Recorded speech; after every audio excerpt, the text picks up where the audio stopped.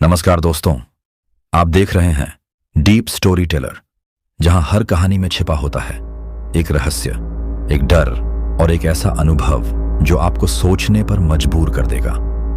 अगर आप भी ऐसी ही सच्ची और रूह कंपा देने वाली कहानियां सुनना चाहते हैं तो कृपया चैनल को सब्सक्राइब करें, वीडियो को लाइक करें और हमें कमेंट्स में जरूर बताएं कि कहानी कैसी लगी। तो चलिए बिना वक्त गवाएं शुरू करते हैं आज की सच्ची और सेहरन भरी कहानी। दोस्तों, आज का हॉरर पॉडकास्ट ट्रक ड्राइवर की है जिनका नाम विक्रम है। तो चलिए अब यह कहानी विक्रम जी के नजरिए से सुनते हैं। दोस्तों, मेरा नाम विक्रम है। मैं पिछले 18 सालों से ट्रक चला रहा हूं।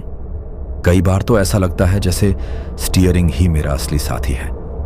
मैं उत्तरावली के नवराजपुर का रहने वाला हूं और इतने सालों के सफर में ना जाने कितने शहर, कितने गांव, कितनी रातें और अनगिनत रास्ते देखे हैं। ट्रक चलाना सिर्फ मेरी रोज ही रोटी नहीं, बल्कि मेरा जुनून है।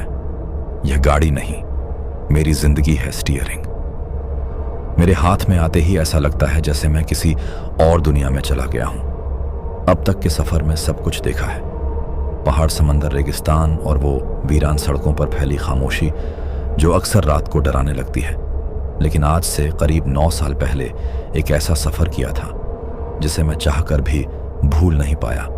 वो सफर मेरे जहन में आज भी जिंदा है। कभी कभी तो रात को नींद से चौंक कर उठ जाता हूं और पसीने में भीग जाता हूं।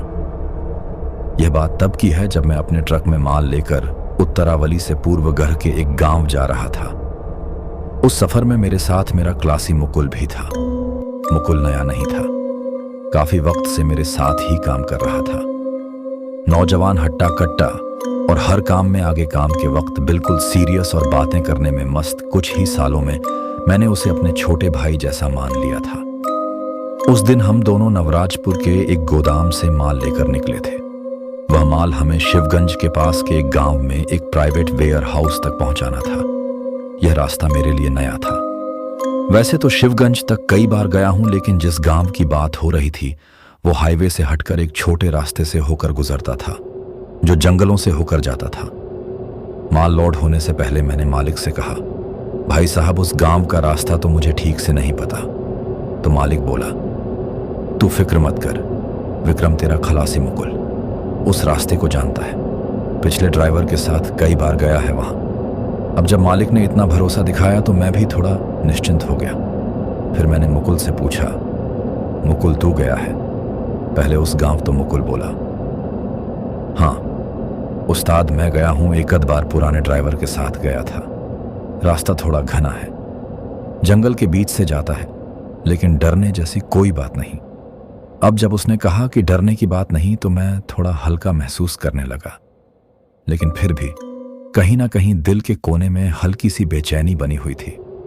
खैर, माल लोड होने के बाद दोपहर के करीब 3 बजे हम लोग नवराजपुर से निकल पड़े। रास्ते में मौसम अच्छा था, हल्की ठंडी हवा चल रही थी।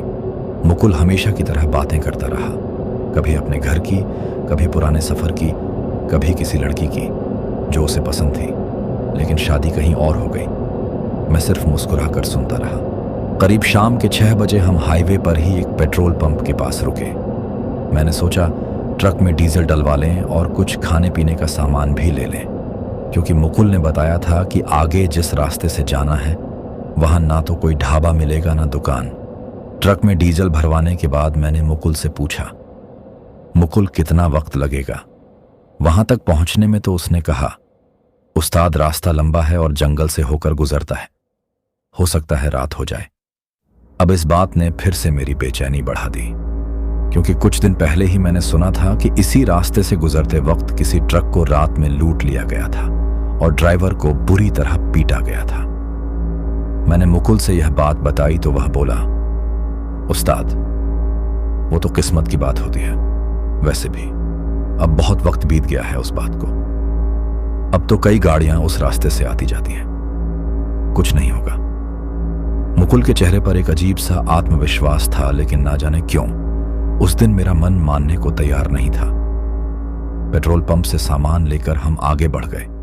जैसे जैसे हम हाईवे से उतरकर उस छोटे रास्ते की ओर बढ़े, वैसे वैसे अंधेरा गहराता गया। जंगल शुरू हो चुका था। दोनों तरफ पेड़ इतने घने थे कि चांद की रोशनी भी जमीन तक नहीं पहुंच पा रही थी। ट्रक की हेडलाइट्स ही एकमात्र सहारा थी। रास्ता एकदम सुनसान था, एक भी गाड़ी नहीं दिख रही थी। कहीं कहीं पेड़ों की सरसराहट और रात के कीड़ों की आवाजें माहौल को और रहस्यमय बना रही थीं। अब इसी माहौल में मुकुल ने ट्रक का रेडियो चालू कर दिया। हल्का सा गाना बजने लगा, कोई पुराना क्लासिक, और मुकुल गुनगुनाने लगा। मैंने उससे पूछा, मुकुल तुझे डर नहीं लगता क्या? वो बोला, उस्ताद डर से क्या होगा, डर कर जीना जीना नहीं होता। मैंने भी धीरे से मुस्कुरा दिया, लेकिन दिल अब भी शांत नहीं था। करीब 1 घंटे सफर करने के बाद अचानक ट्रक में एक झटका सा लगा। ट्रक थोड़ा एक तरफ झुक गया। मैंने फौरन ब्रेक मारी और ट्रक को रोका। मुकुल बोला, उस्ताद क्या हुआ? मैंने कहा, शायद टायर फट गया है। हम दोनों नीचे उतरे और सच में ट्रक का पिछला टायर पूरी तरह फटा हुआ था। रात के अंधेरे में जंगल के बीच सड़क के किनारे खड़ा ट्रक और उसके फटे टायर को बदलना, यकीन मानिए उस समय का हर पल मन में डर भर रहा था।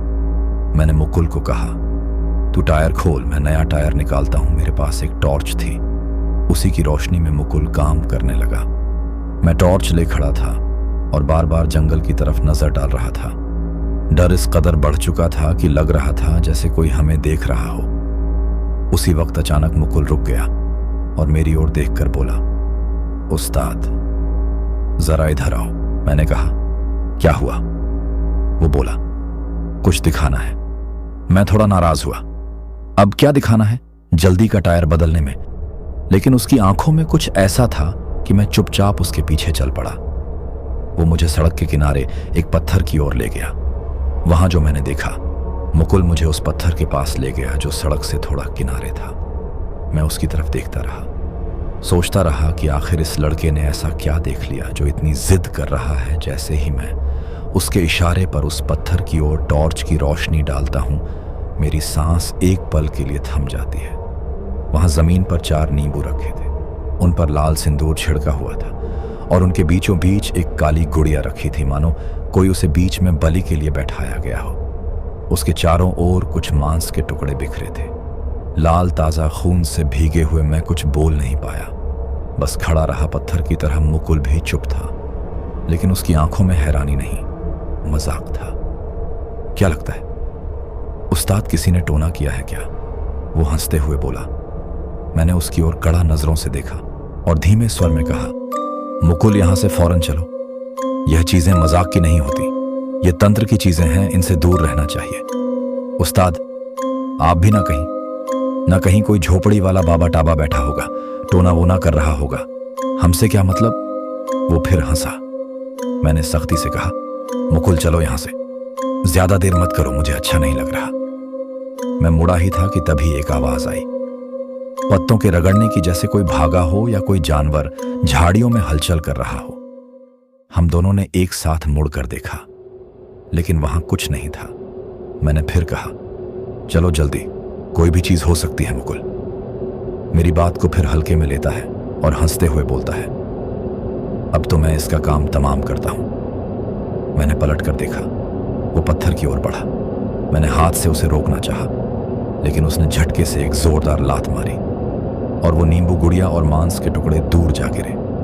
कुछ तो नीचे बह रही, नाली नुमा जलधारा में जा गिरे। उसके चेहरे पर एक अजीब सी जीत की मुस्कान थी, जैसे उसने कोई वीरता कर दी हो। लो उस्ताद, खत्म हो गया टोना, चलिए। अब मैंने उसे एक तक देखा और कुछ नहीं बोला, बस मन ही मन बोला, मुकुल तुमने जो किया है उसका अंजाम शायद तुम्हें ही भुगतना पड़े। हम वापस ट्रक की ओर बढ़े। वो जैसे कुछ हुआ ही नहीं ऐसा बर्ताव कर रहा था, लेकिन मेरे भीतर कुछ बदल चुका था। दिल की धड़कनें तेज थीं, पसीना ठंडा था और मन बार बार चेतावनी दे रहा था। मैंने मुकुल से कहा, अब 1 सेकंड भी यहां नहीं रुकना है। उसने भी सिर हिलाया।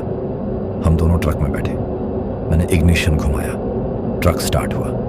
ट्रक जैसे ही आगे बढ़ा, मैंने महसूस किया जैसे ट्रक का भार थोड़ा ज्यादा हो गया हो। पहले जहां गाड़ी थोड़ी फुर्ती से भागती थी, अब जैसे धीरे घिसट रही थी। मैंने मुकुल से कहा, मुकुल क्या तुमने महसूस किया ट्रक भारी हो गया है? वो बोला, उस्ताद लोड तो वही है, आप शायद ज्यादा सोच रहे हैं। उस टोने वाले सीन का असर है दिमाग पर। मैंने कुछ नहीं कहा, लेकिन मन अब पूरी तरह बेचैन था। अंधेरा अब और गहराता जा रहा था। सड़कों के दोनों ओर पेड़ यूं लगते थे जैसे कोई झुके हुए सैनिक हों। चुपचाप घात लगाकर खड़े कुछ देर बाद मुकुल ने रेडियो फिर ऑन कर दिया। कोई पुराना दर्द भरा गीत बज रहा था। वो गुनगुनाता रहा। मैं ड्राइव करता रहा। करीब आधे घंटे की ड्राइविंग के बाद मैंने नोट किया कि ट्रक का बैलेंस थोड़ा गड़बड़ाने लगा है, जैसे कोई चीज ट्रक के ऊपर हो। मैंने मुकुल से कहा, मुकुल रेडियो बंद करो। क्यों उस्ताद? बंद करो बस, और खिड़की से बाहर देखो, साइड मिरर में। मुकुल ने जैसे ही मिरर की ओर देखा, उसके होंठ खुले रह गए। मैंने स्टीयरिंग कस कर पकड़ लिया। उस्ताद, ट्रक के पीछे कुछ है। उसकी आवाज कांप रही थी। क्या है पता नहीं। काला अजीब सा किसी के चढ़ने की आवाज भी आई। अभी मैंने ट्रक को तुरंत रोका। उतरो, देखना होगा। मुकुल डरते डरते मेरे पीछे उतरा। मैंने सीट के नीचे से एक लोहे की रोड निकाली। ट्रक वालों का जाना पहचाना हथियार। हम दोनों ट्रक के पीछे गए, लेकिन वहां कुछ नहीं था, सिर्फ त्रिपाल हिल रही थी। मैंने मुकुल से कहा, कुछ नहीं है, भ्रम हुआ होगा। वो धीरे से बोला, उस्ताद साया था, आंखों ने धोखा नहीं खाया। हम दोनों वापस ट्रक में चढ़ गए। मैं मन ही मन हनुमान चालीसा याद करने लगा। ट्रक फिर से स्टार्ट किया और आगे बढ़ा। अब मैं और भी चौकस हो गया था। अभी मुश्किल से 10 मिनट ही चले होंगे कि अचानक सामने सड़क पर कुछ दौड़ता हुआ आया। कोई जानवर जैसा। मैं ब्रेक दबाता, इससे पहले ही वो चीज ट्रक के नीचे आ गई। भयंकर आवाज आई, कुछ कुचले जाने की। मैंने ट्रक रोका। मुकुल चिल्लाया, क्या था उस्ताद? पता नहीं, चल नीचे देखते हैं। टॉर्च जलाकर नीचे देखा। टायर खून से भरे हुए थे, लेकिन नीचे कोई जानवर नहीं था, सिर्फ खून, और वो भी ताजा। मैंने कहा, मुकुल यह क्या था? वो कुछ नहीं बोला, बस चुपचाप खड़ा रहा। मैंने फिर कहा, चढ़ो, ट्रक में अब यहां रुकना नहीं है। हम ट्रक में चढ़े और तेजी से आगे बढ़ने लगे। अब गांव की दूरी ज्यादा नहीं थी, शायद 15 से 20 किलोमीटर, लेकिन डर अब घना हो चुका था। तभी मुकुल चीखा, उस्ताद वो फिर दिखा। ट्रक पर बैठा है, हमारे पीछे है। मैंने मिरर देखा और जो देखा, मेरी सांस रुक गई। मुकुल की चीख जैसे मेरे कानों में किसी अलार्म की तरह गूंजी। उस्ताद वो फिर दिखा, पीछे ट्रक के ऊपर बैठा है। मैंने तुरंत साइड मिरर की तरफ देखा। मेरे हाथों से जैसे स्टीयरिंग छूटते छूटते बचा। मेरे रोंगटे खड़े हो गए। वो जो दिख रहा था वो इंसान नहीं था, काला साया था, परछाई जैसा, लेकिन ठोस उसका चेहरा साफ नहीं दिख रहा था। लेकिन जिस तरह से वो ट्रक के किनारे चिपक कर बैठा था, उसने मेरे जिस्म से सारा खून खींच लिया था। वह वैसा ही था जैसा कोई दीवार पर चिपकी छिपकली होती है। ट्रक की साइड बॉडी पर चिपका झुका झांकता हुआ मैंने धीमे स्वर में कहा, मुकुल तेरा देखा। झूठ नहीं था। मुकुल अब और भी घबरा गया था। वो एकदम से मेरी सीट के पीछे सरक गया। उसकी सांसें तेज चल रही थीं। उस्ताद कुछ कीजिए, ट्रक तेज करिए, वो हमारे साथ है। मैंने स्टीयरिंग कसकर पकड़ा और गाड़ी की स्पीड बढ़ा दी। अब मेरी नजरें बार बार साइड मिरर पर जा रही थीं। वो साया अब भी वहीं था। ट्रक के किनारे हमारे ठीक पास उसका कोई चेहरा नहीं था, बस एक अंधेरा, एक धुआं जैसी आकृति। फिर अचानक वो धीरे धीरे खिसकता हुआ मेरी खिड़की की ओर आने लगा। अब डर सिर्फ डर नहीं रहा, अब वो हकीकत बन चुका था। मेरे माथे पर पसीना टपक रहा था, मेरे होंठ सूख गए थे और मेरी आंखें साइड मिरर पर टिकी थी। वो चीज अब मेरी खिड़की के बाहर थी और जब मैंने उसे ठीक से देखा, मेरे तो होश ही उड़ गए। साया अब साफ दिख रहा था। वो एक औरत थी, लेकिन कोई साधारण औरत नहीं। उसके लंबे बाल थे एकदम उलझे हुए, जैसे महीनों से पानी ना छुआ हो। काले लिबास में लिपटी उसके नाखून बेतरतीब और तेज, और आंखें जैसे अंगारे हो लाल, जलते हुए घूरते हुए उसका चेहरा जैसे कोई जले हुए गोश्त की सिलबट हो। वो खिड़की के इतने करीब थी कि मुझे उसकी सांस तक महसूस हो रही थी। मुकुल अब मेरी सीट के नीचे की ओर सिमट चुका था। उस्ताद कुछ तो करो, वह अंदर आ जाएगी, वो मुझे ले जाएगी। मैंने कांपती आवाज में कहा, वो अभी बाहर ही है, शायद ट्रक के अंदर नहीं आ सकती। मेरी आंखें अब भगवान की मूर्ति पर टिक गईं, जो डैशबोर्ड पर रखी थी। छोटी सी हनुमान जी की मूर्ति, जिसके चारों ओर सिंदूर लगा था और हल्की सी माला लटकी थी। मैंने उसी क्षण समझा, शायद वहीं बचा रही है हमें। वो साया अब भी खिड़की के बाहर थी। मैंने किसी तरह खुद को संभालते हुए ट्रक की स्पीड और बढ़ा दी। अचानक एक मोड़ आया।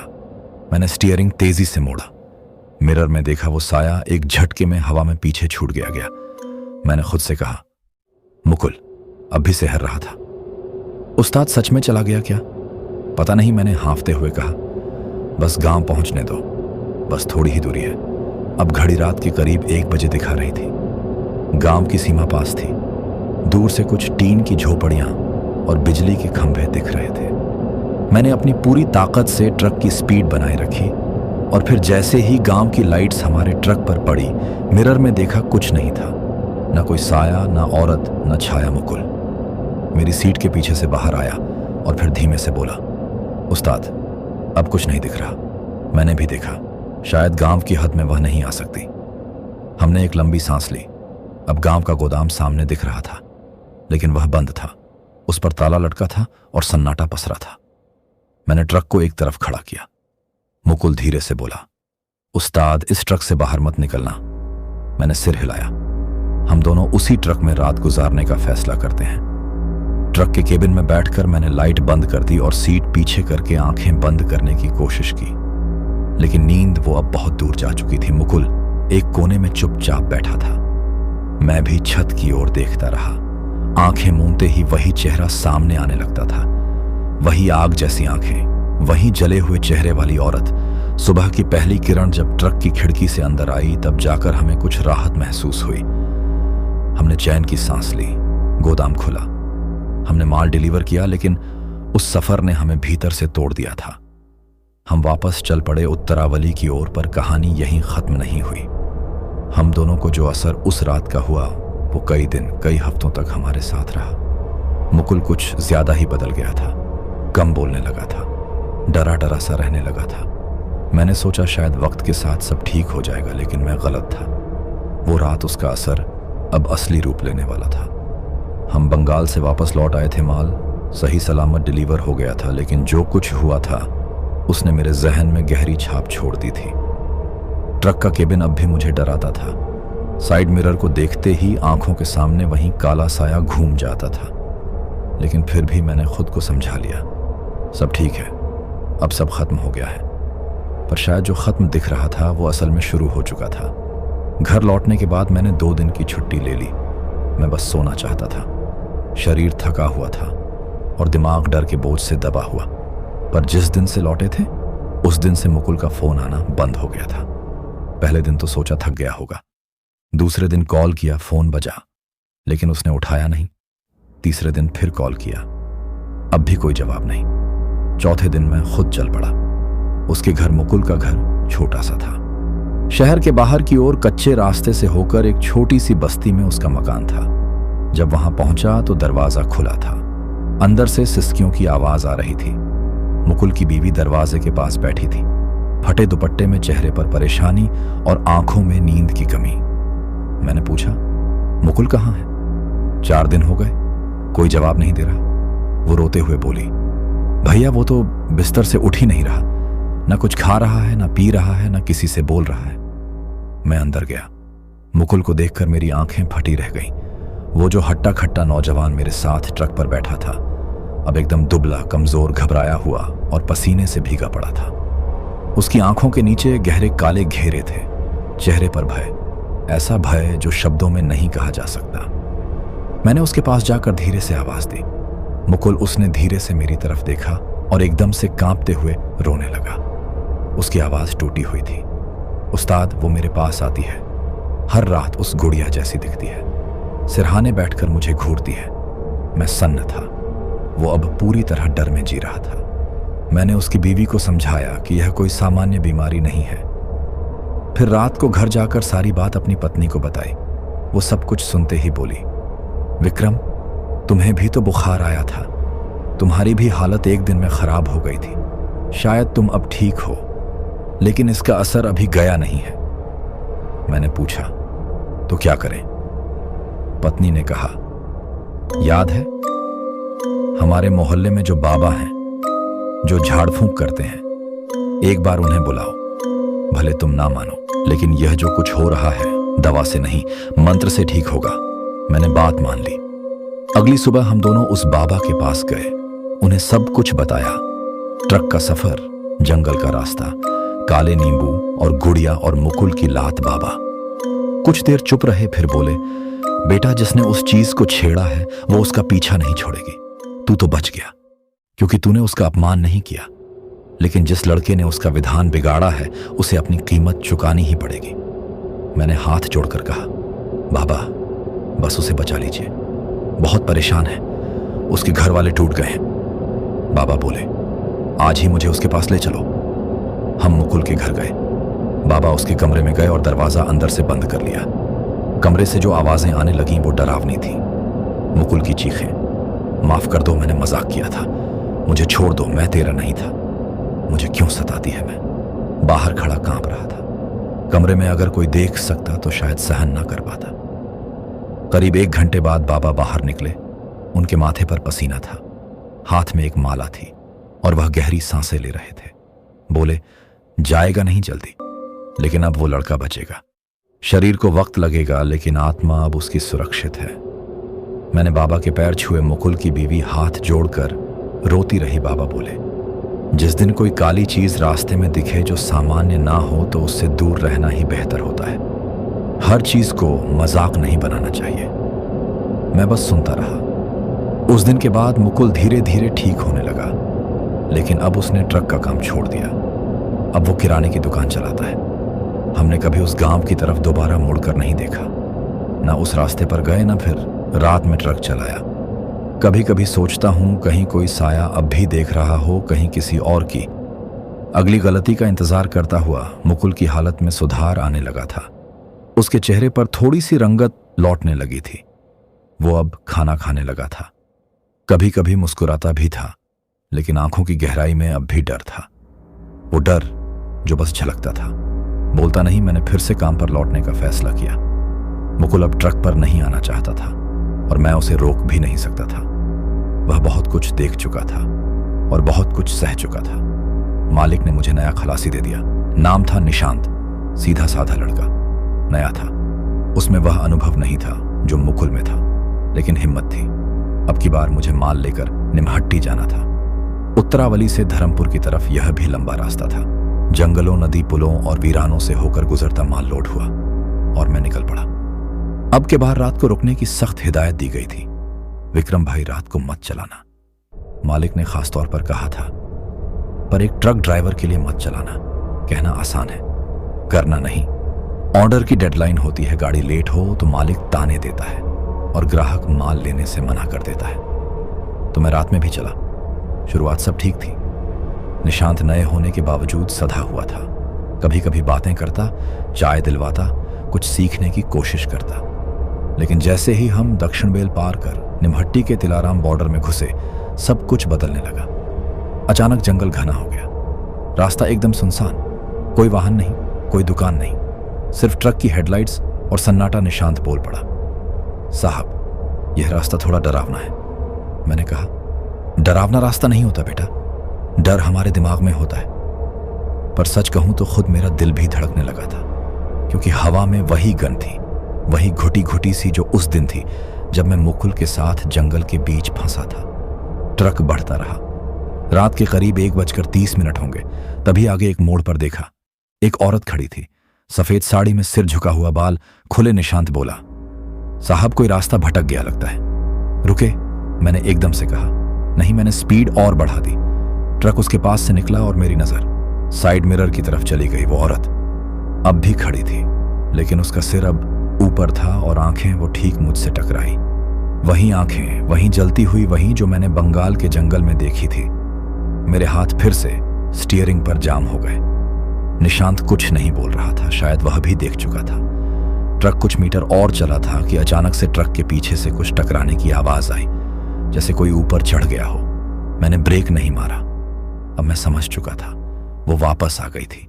वो साया जो हम पीछे छोड़ आए थे, शायद वह कभी पीछे छूटा ही नहीं था। वो बस छिप गया था और अब फिर से लौट आया था। अब मैं इस बात को मान चुका था, यह कोई तात्कालिक डर नहीं था, यह कोई वहम नहीं था, यह किसी एक जगह से जुड़ी चीज नहीं थी, यह मुझसे जुड़ चुका था। ट्रक की छत पर किसी भारी चीज के गिरने की आवाज आई थी, सामान की आवाज नहीं थी। वह कुछ और था। निशांत की आंखें मुझसे ज्यादा डरी हुई लग रही थीं। साहब, आपने भी सुना ना? हाँ, मैंने धीरे से कहा। बैठे रहो, कुछ नहीं करना है। अभी मैंने ट्रक की स्पीड कम नहीं की, एक पल को भी नहीं, क्योंकि मैं जान चुका था यह वही है जो उस रात मुकुल और मेरे ट्रक पर छड़ी थी, जिसकी आंखें अंगारों जैसी थीं, जिसका चेहरा किसी जलती रूह की तरह था। अब फर्क सिर्फ इतना था, वो अब रात के किसी मोड़, किसी गांव या किसी जंगल तक सीमित नहीं थी। वो अब मुझसे जुड़ गई थी, मेरे साथ चलती हुई हर मोड़ पर, हर रात, हर ट्रक के सफर में निशांत कुछ कहने वाला था। तभी पीछे से एक और धमाका हुआ। अब की बार ऐसा लगा जैसे छत पर कोई चल रहा हो। धीरे धीरे ट्रक की बॉडी के ऊपर पैर घसीटते हुए मैंने कहा, कुछ मत बोलना, कुछ मत देखना। मैंने बस स्टीयरिंग पर नजरें गड़ा ली और ट्रक को चलाता रहा। मन ही मन हनुमान चालीसा का जाप शुरू कर दिया। अब तक टॉर्च माला मूर्तियां सब ट्रक में थीं, लेकिन शायद अब यह साया उन्हीं चीजों को लांघ कर आ चुका था। ट्रक के मिरर में मैंने पीछे देखा, कुछ नहीं दिखा, पर मैं जानता था कभी कभी जो चीजें नहीं दिखती वो सबसे ज्यादा ताकतवर होती हैं। निशांत अब भी कांप रहा था। उसने पूछा, क्या यह कोई भूत है साहब? मैंने जवाब नहीं दिया, क्योंकि सच कहूं अब मैं खुद नहीं जानता था यह क्या है। बस इतना जानता था, यह किसी इंसान का नहीं, किसी रूह का काम है। और अब यह सिर्फ डर नहीं, मेरी किस्मत बन चुकी है। थोड़ी देर बाद ट्रक ने एक उबड़ खाबड़ रास्ता पार किया और फिर मैं सीधे सड़क के किनारे एक खाली मैदान में ट्रक को रोकने लगा। निशांत बोला, रुक क्यों रहे हैं साहब? मैंने कहा, अगर यह ऊपर है तो इसे देखने का वक्त आ गया है। मैंने ट्रक की लाइट ऑन रहने दी, लोहे की रोड हाथ में ली और ट्रक से उतरा। निशांत पीछे आया। डरता हुआ हम दोनों ट्रक के चारों ओर घूमे, कुछ नहीं दिखा। त्रिपाल भी सही सलामत थी, पर तभी हवा में अचानक से एक ठंडक आ गई। ऐसी ठंडी हवा जो जून की रात में भी हड्डियों तक उतर जाए। और उसी वक्त ट्रक के नीचे से एक छाया बाहर निकलती दिखी, धीरे धीरे रेंगती हुई। हम दोनों एकदम से पीछे हटे। टॉर्च की रोशनी उसके चेहरे पर पड़ती है और फिर वही चेहरा, वो औरत, काली साड़ी जले हुए, गाल बाल बिखरे हुए, आंखें गहरी लाल, और जैसे भीतर तक भस्म कर देने वाली। मैं और निशांत वहीं जम गए। उसने कुछ कहा नहीं, बस हमें घूरती रही। धीरे धीरे ट्रक के पहिए के पास गई और अचानक गायब हो गई। निशांत वहीं घुटनों पर बैठ गया, सांस लेने लगा। जोर जोर से उसका गला सूख गया था, उसके चेहरे से सारा रंग उड़ चुका था। मैंने बस इतना कहा, ट्रक में वापस चलो, हमारा सफर अभी खत्म नहीं हुआ, लेकिन अगली बार इसका हिसाब लेना पड़ेगा। निशांत ने पूछा, यह पीछा छोड़ेगी क्या? मैंने कहा, अब नहीं। निशांत को घर छोड़े कई दिन हो चुके थे। वो अब फोन पर बात भी नहीं करता था। जब कभी बात करता तो बस इतना कहता, साहब मैं अब ट्रक की तरफ देख भी नहीं सकता। मैं जानता था वो क्या महसूस कर रहा है, क्योंकि एक वक्त मैं भी वही महसूस कर चुका था, पर अब मैं थक चुका था। अब डर कर जीना मेरी आदत नहीं रही। अब वक्त था सवाल पूछने का, आखिर यह साया है क्या? क्यों सिर्फ मुझे दिखाई देता है? और क्यों वो औरत हर बार मेरे पास लौट आती है? मैंने तय किया, अब और नहीं। अब मैं उसी तांत्रिक के पास जाऊंगा जिसने मुकुल को मौत के मुंह से खींच लाया था। अगले ही दिन सुबह मैं अपनी बाइक लेकर निकल पड़ा। वो बाबा शहर से थोड़ी दूरी पर एक पुरानी हवेली में रहते थे। उनका नाम कोई नहीं जानता था, लोग बस उन्हें बाबा जी कहते थे। हवेली में पहुंचा तो देखा बाबा दरवाजे के बाहर चबूतरे पर बैठे थे। आंखें बंद थीं, माथे पर सफेद भस्म और होठों पर मंद मुस्कान। मैंने पास जाकर चरण छुए बिना आंख खोले। उन्होंने कहा, वो फिर लौट आया ना। मैं सन्न रह गया, मेरे मुंह से आवाज ही नहीं निकली। बाबा ने आंखें खोली और बोले, मैं जानता था बेटा, जिस दिन उस गुड़िया और नींबू पर लात पड़ी थी, उस दिन वो सिर्फ मुकुल से नहीं, तुझसे भी बंध गई थी। तू रोक नहीं पाया ना। मैंने सिर झुका लिया बाबा। मैंने कोशिश की थी, सच में बहुत रोका था। उन्होंने गहरी सांस ली। कभी कभी हमारी चुप्पी भी गलती बन जाती है। वह औरत सिर्फ कोई आत्मा नहीं है, वह एक बांधी हुई तांत्रिक आत्मा है, जिसका उद्दीपन अधूरा रह गया था, जिसे किसी ने बलि देने से पहले अधूरा छोड़ दिया। अब वह हर उस आत्मा से बदला लेती है जो उसके विधान को छेड़ती है। मैंने कांपती आवाज में पूछा, तो बाबा अब क्या होगा? अब तुझसे उसका हिसाब है। बाबा की आंखों में अब तेज था।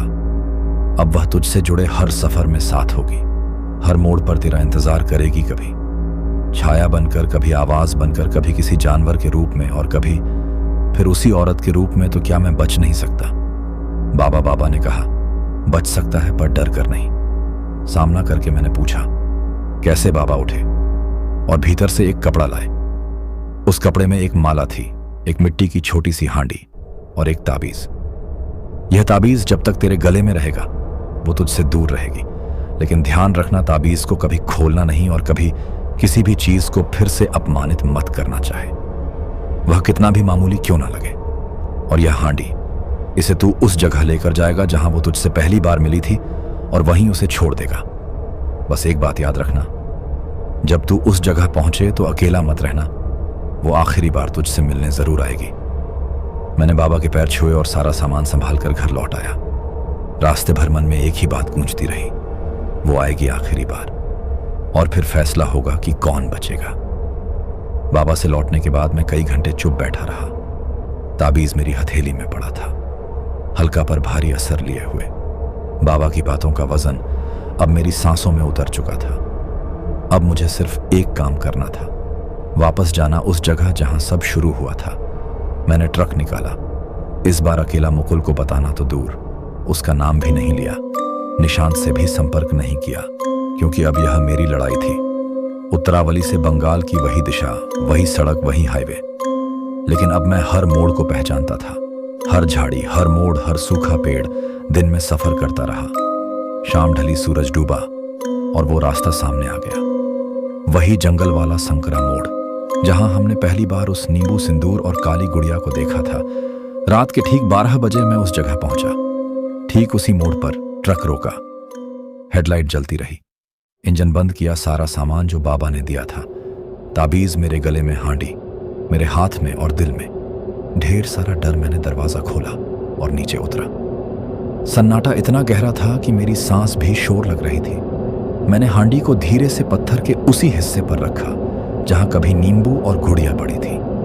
तभी हवा बदली, एकदम ठंडी, जैसे किसी ने गले में बर्फ की माला डाल दी हो। मैंने गर्दन घुमाई, पीछे कुछ नहीं, पर फिर भी वो कुछ था। धीरे धीरे मेरी गर्दन अपने आप फिर मुड़ी और सामने उसी पत्थर के उस पार वो खड़ी थी। वही औरत, काली साड़ी, खुले बाल, अंगारों सी आंखें, चेहरा वैसा ही जैसे जले हुए शरीर की राख हो। पर इस बार कुछ अलग था। इस बार वह चुप नहीं थी, उसके होंठ हिले। तू वापस आया। आवाज धीमी पर तलवार जैसी। मैं कांप गया। मैंने बाबा की बताई बात, याद की, डरना नहीं, उसका सामना करना। मैंने धीमे से कहा, तेरी चीज लौटा दी है, अब जा। वो हंसी, ऐसी हंसी जैसे किसी सूखे कुएं से आवाज आए, कर्कश, खोखली, डरावनी। जिसने अपमान किया था उसका क्या? मैंने जवाब दिया, उसने सजा पाई। अब बहुत हुआ, छोड़ दे हमें। उसकी आंखें चमकने लगी। उसने कदम आगे बढ़ाए। तेरी जुबान में डर है, मैं सुन सकती हूं। मैंने कहा, डर तो इंसान की फितरत है, लेकिन अब वो डर मुझे रोक नहीं सकता। मैंने ताबीज पर हाथ रखा। उसने गुस्से में दहाड़ मारी, जैसे पूरा जंगल कांप गया हो। मेरे चारों ओर तेज हवा चलने लगी, पेड़ झुकने लगे, पत्ते उड़ने लगे। मेरे कानों में शोर गूंजने लगा, जैसे कोई चीख रहा हो। बहुत से लोग, लेकिन मैं हिला नहीं। मैं वहीं खड़ा रहा।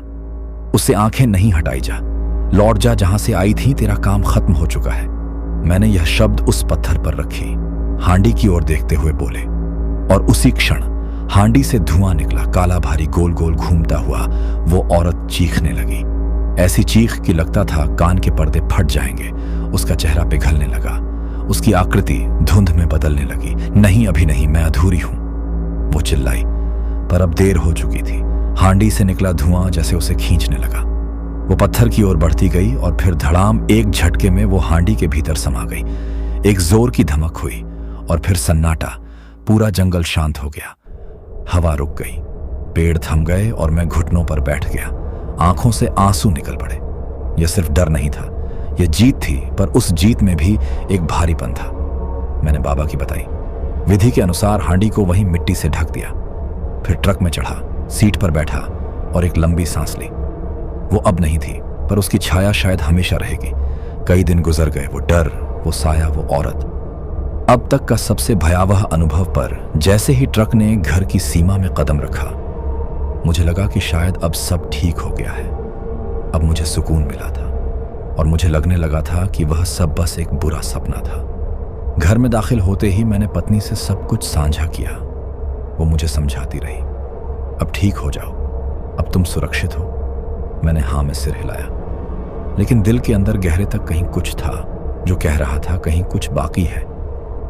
मैंने मुकुल से भी संपर्क किया, लेकिन उसने फिर से फोन उठाना बंद कर दिया था। वो शायद अब पूरी तरह से टूट चुका था। मुझे ख्याल आया कि बाबा ने क्या कहा था, जो चीज अधूरी रह जाए वो कभी पीछा नहीं छोड़ती। इसी बीच एक दिन सुबह मुझे अचानक फोन आया। निशांत था। उसकी आवाज कांप रही थी। साहब, मुझे कुछ अजीब सा हो रहा है। मुझे लगता है वो अब भी मुझे छोड़ नहीं रही। मैंने घबरा कर पूछा, क्या हो रहा है निशांत, क्या तुम ठीक हो? वो बोला, साहब मैं घर से बाहर नहीं जा पा रहा। जब भी मैं बाहर निकलता हूं मुझे वही साया, वही औरत दिखाई देती है, और जब रात होती है तो उसकी आवाज सुनाई देती है। मैं चुप रहा। इस बार मुझे डर नहीं था, बस मुझे समझ आ गया था कि कहानी खत्म नहीं हुई, अब उसे खत्म करना होगा। कुछ ही देर बाद मैंने ट्रक स्टार्ट किया और निशांत के घर की ओर निकल पड़ा। यहां तक कि रात हो गई थी, लेकिन इस बार मेरे अंदर कुछ अलग था। अब डर नहीं था, मैं खुद को साबित करना चाहता था। निशांत के घर पहुंचने तक मैंने एक गहरी सांस ली। अब यहां कुछ भी सामान्य नहीं था। निशांत के घर का दरवाजा खुला हुआ था और अंदर हलचल हो रही थी। निशांत अंदर पड़ा था, बिस्तर पर लुढ़का हुआ। मैं अंदर गया। उसकी आंखों में डर था, लेकिन अब वो मुझे देख रहा था। उसने मेरी ओर हाथ बढ़ाया। साहब मुझे छोड़ दो, वो अब मुझे लेने आ रही है। मैंने उसकी पीठ थपथपाई और कहा, यह खेल अब खत्म होगा। निशांत, मुझे तेरा साथ चाहिए। तू डरना छोड़ और जो मैं कहूं वही करना होगा। निशांत घबराया हुआ था, लेकिन उसने सिर झुका दिया। मैंने हाथ में ताबीज लिया और निशांत को समझाया, याद रखो, यह ताबीज तुझे हमेशा बचाए रखेगा, लेकिन तुम्हें अब वो जगह छोड़नी होगी जहां यह सब शुरू हुआ था। वहीं जाकर उसका सामना करना होगा। अगर तू भागेगा तो वह हमेशा तुझे पकड़ने आएगी। वो रुआसा होकर बोला, साहब मैं कहीं नहीं जाऊंगा, मुझे डर है। मैंने उसके कंधे पर हाथ रखा। डरना नहीं निशांत, यही वक्त है मुकाबला करने का। हमने ट्रक लिया और फिर उसी रास्ते की ओर बढ़े जहां साया हमें बार बार ललकारता था। हम उसी मोड़ तक पहुंचे, वही जगह जहां पहली बार गुड़िया नींबू और तंत्र की चीजें पड़ी थी। रात का समय था और हवा भी वही थी, बर्फीली और कर्कश। हमने ट्रक रोका और बाहर उतरे। निशांत कांपते हुए मेरे पास खड़ा था।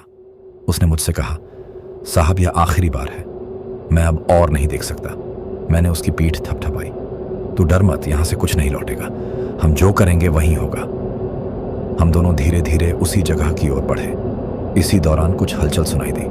निशांत ने पूछा, साहब यह आवाज वो आ रही है? मैंने कहा और आगे बढ़ा।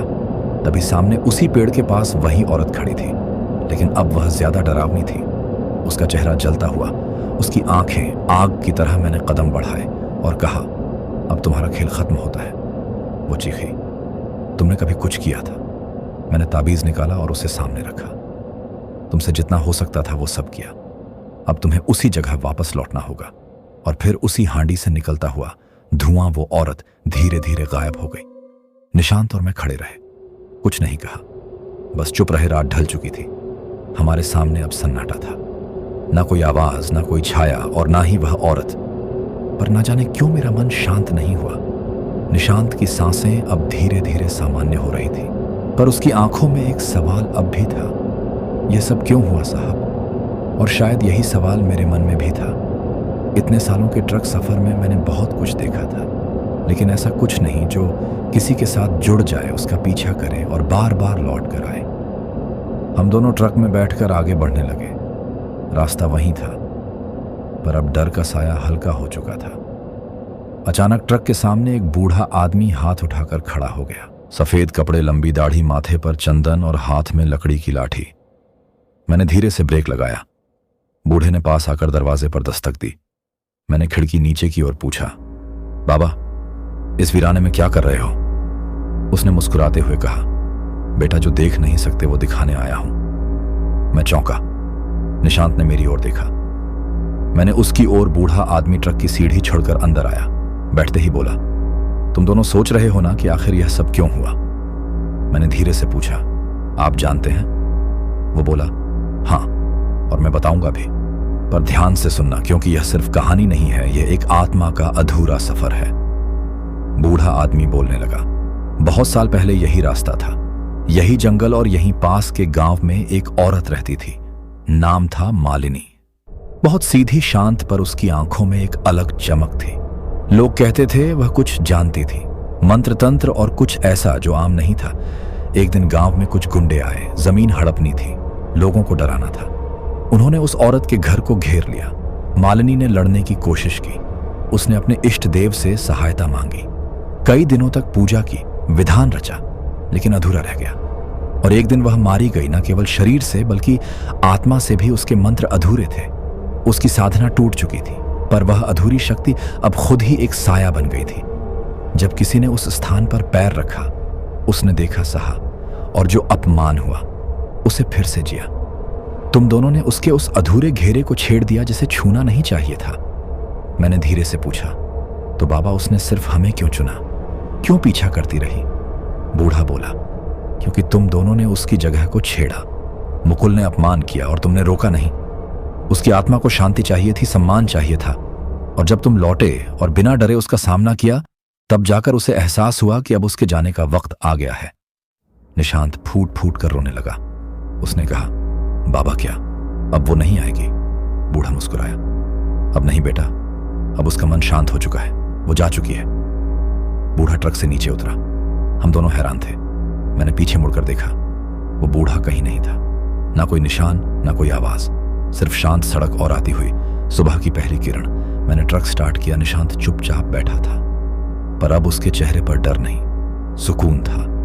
मैंने आसमान की ओर देखा। शायद वहां कोई आत्मा अब चैन से सो रही थी। रात ढल चुकी थी। हमारे सामने अब सन्नाटा था, ना कोई आवाज, ना कोई छाया, और ना ही वह औरत। पर न जाने क्यों मेरा मन शांत नहीं हुआ। निशांत की सांसें अब धीरे धीरे सामान्य हो रही थी, पर उसकी आंखों में एक सवाल अब भी था, यह सब क्यों हुआ साहब? और शायद यही सवाल मेरे मन में भी था।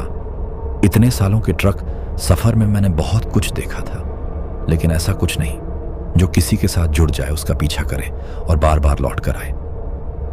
हम दोनों ट्रक में बैठकर आगे बढ़ने लगे। रास्ता वहीं था, पर अब डर का साया हल्का हो चुका था। अचानक ट्रक के सामने एक बूढ़ा आदमी हाथ उठाकर खड़ा हो गया। सफेद कपड़े, लंबी दाढ़ी माथे पर, चंदन और हाथ में लकड़ी की लाठी। मैंने धीरे से ब्रेक लगाया। बूढ़े ने पास आकर दरवाजे पर दस्तक दी। मैंने खिड़की नीचे की ओर पूछा, बाबा इस वीराने में क्या कर रहे हो? उसने मुस्कुराते हुए कहा, बेटा जो देख नहीं सकते वह दिखाने आया हूं। मैं चौंका। निशांत ने मेरी ओर देखा। मैंने उसकी ओर बूढ़ा आदमी ट्रक की सीढ़ी छिड़कर अंदर आया। बैठते ही बोला, तुम दोनों सोच रहे हो ना कि आखिर यह सब क्यों हुआ? मैंने धीरे से पूछा, आप जानते हैं? वो बोला, हाँ, और मैं बताऊंगा भी, पर ध्यान से सुनना, क्योंकि यह सिर्फ कहानी नहीं है, यह एक आत्मा का अधूरा सफर है। बूढ़ा आदमी बोलने लगा, बहुत साल पहले यही रास्ता था, यही जंगल और यहीं पास के गांव में एक औरत रहती थी। नाम था मालिनी। बहुत सीधी, शांत, पर उसकी आंखों में एक अलग चमक थी। लोग कहते थे वह कुछ जानती थी, मंत्र तंत्र और कुछ ऐसा जो आम नहीं था। एक दिन गांव में कुछ गुंडे आए, जमीन हड़पनी थी, लोगों को डराना था। उन्होंने उस औरत के घर को घेर लिया। मालिनी ने लड़ने की कोशिश की। उसने अपने इष्ट देव से सहायता मांगी, कई दिनों तक पूजा की विधान रचा, लेकिन अधूरा रह गया। और एक दिन वो मारी गई, न केवल शरीर से बल्कि आत्मा से भी। उसके मंत्र अधूरे थे, उसकी साधना टूट चुकी थी, पर वो अधूरी शक्ति अब खुद ही एक साया बन गई थी। जब किसी ने उस स्थान पर पैर रखा, उसने देखा, सहा, और जो अपमान हुआ उसे फिर से जिया। तुम दोनों ने उसके उस अधूरे घेरे को छेड़ दिया जिसे छूना नहीं चाहिए था। मैंने धीरे से पूछा, तो बाबा उसने सिर्फ हमें क्यों चुना? क्यों पीछा करती रही? बूढ़ा बोला, क्योंकि तुम दोनों ने उसकी जगह को छेड़ा। मुकुल ने अपमान किया और तुमने रोका नहीं। उसकी आत्मा को शांति चाहिए थी, सम्मान चाहिए था। और जब तुम लौटे और बिना डरे उसका सामना किया, तब जाकर उसे एहसास हुआ कि अब उसके जाने का वक्त आ गया है। निशांत फूट फूट कर रोने लगा। उसने कहा, बाबा, क्या अब वो नहीं आएगी? बूढ़ा मुस्कुराया, अब नहीं बेटा, अब उसका मन शांत हो चुका है, वो जा चुकी है। बूढ़ा ट्रक से नीचे उतरा। हम दोनों हैरान थे। मैंने पीछे मुड़कर देखा, वो बूढ़ा कहीं नहीं था। ना कोई निशान, ना कोई आवाज, सिर्फ शांत सड़क और आती हुई सुबह की पहली किरण। मैंने ट्रक स्टार्ट किया। निशांत चुपचाप बैठा था, पर अब उसके चेहरे पर डर नहीं, सुकून था। मैंने आसमान की ओर देखा, शायद वहां कोई आत्मा अब चैन से सो रही थी। तो दोस्तों, ये कहानी यहीं खत्म हुई। अगर आपको यह कहानी पसंद आई हो तो वीडियो को लाइक और चैनल को सब्सक्राइब करें ताकि और भी डरावनी कहानियां आप तक पहुंच सकें।